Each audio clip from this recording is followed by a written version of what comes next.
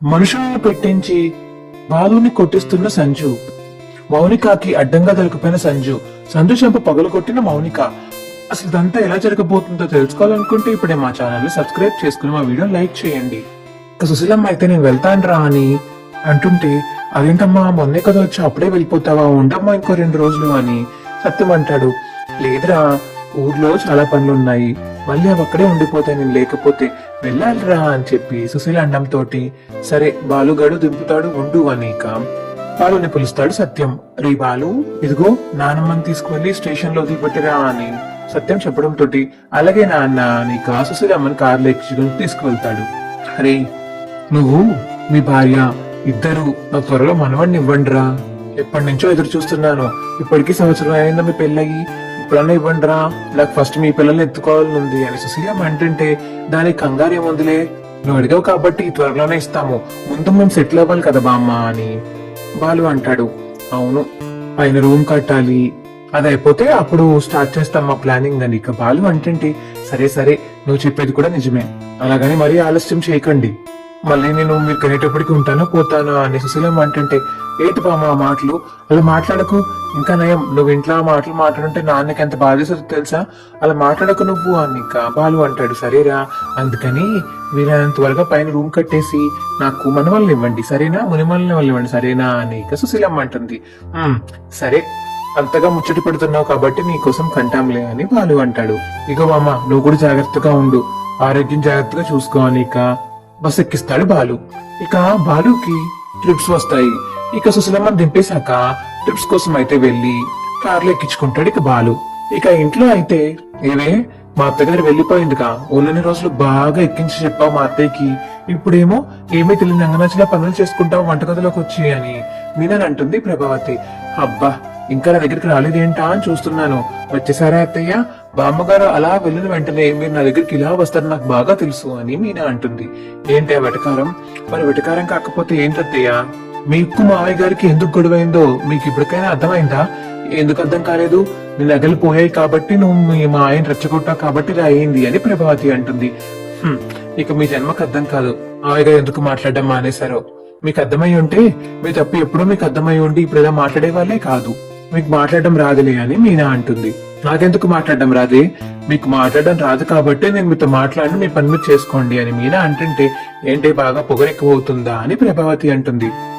పొగరు కాదు అత్తయ్య గారు, మీతో వాదించి నాకు టైం వేస్ట్ తప్ప ఇంకేమీ ఉండదు, నేను వాదించినా మీరు ఏదో ఒకటి వాదిస్తారు, దానికి సంబంధం లేకుండా వాదిస్తారు, ఇంకెందుకు చెప్పండి మీతో వాదించడం, నాకు టైం వేస్టే కాదని మీనా అంటుంటే మా ప్రభావతి ఏమో మొహం ఇలా పెట్టుకొని చూస్తుంది ఇక మీనాని. అప్పుడే శృతి వచ్చి, అబ్బా మీనా, ఇన్ని రోజులకి ఇప్పుడు నీకు అర్థమైందా, ఆంటీకి ఇప్పుడు ఇంకా అర్థం కాలేదేమో, ఆ ట్యూబ్లైట్ బ్రెయిన్ కదా, ఆ బ్రెయిన్ కొంచెం బాగా పనిచేయాలంటే ఆంటీ భాషలోనే చెప్పాలి అని శృతి అంటుంది. ఇక మీనా అయితే నవ్వుతూ వంట చేస్తుంది. ఆంటీ మీకు అర్థం కాలేదు కదా, యాక్చువల్లీ అంకుల్ మీతో మాట్లాడడం మానేసింది ఇగో ఇలాంటి మాటల వల్లే. ఏ మాటల వల్ల అని ప్రభావతి అంటుంటే, అయ్యో ఇప్పుడు మీరు వచ్చి మీనా దగ్గరికి అనవసరం లేకుండా అడుగుతున్నారు, బామ్మగారు వెళ్ళిపోయిన తర్వాత ఈయన మీద ఆడిపోసుకోవడానికి వచ్చారు చూసారా మీరు, అది మీ బ్రెయిన్ సెట్, మీ మాట్లాడే మాటలు, అందుకని అంకిల్ కి నచ్చక ఇన్ని రోజులు మీతో మాట్లాడకుండా ఉన్నారు, మీరు ఏమన్నా మారుతారని, కానీ ఇక మీరు ఎలాగో మారని తెలిసిపోయింది అంకిల్ గారికి, అందుకే అంకుల్ ఇంకెన్నిసార్లు వెయిట్ చేసినా మీరు మాత్రం మారని ఇంక అంకులే మారి మిమ్మల్ని ఇంకా క్షమించారు అని శృతి అంటుంటే, ఏంటి ఆయన మాటల గురించి అట్టయి ఇలా నాతో మాట్లాడడం మానేశారా, అవును మీరు దొంగతనం గురించి కాదు ఆయన మాట్లాడడం మానేసింది, ముఖ్యంగా మీరు అన్న మాటలు, మీరే దొంగతనం చేసి మీనా వాళ్ళ అమ్మ వాళ్ళు అన్నారు కదా, అందుకు మళ్ళీ మీరే చేసిందని మీకు తెలుసు కూడా బామ్మగారే అక్కడి నుంచి గిల్ట్ నగలు తెచ్చి చేయించారేమో అని మీరు అన్నారు కదా, ఆ 2 మాటలకి మామయ్య గారికి ఎక్కడో కాలు మీతో మాట్లాడడం మానేశారు అని శృతి అంటుంది.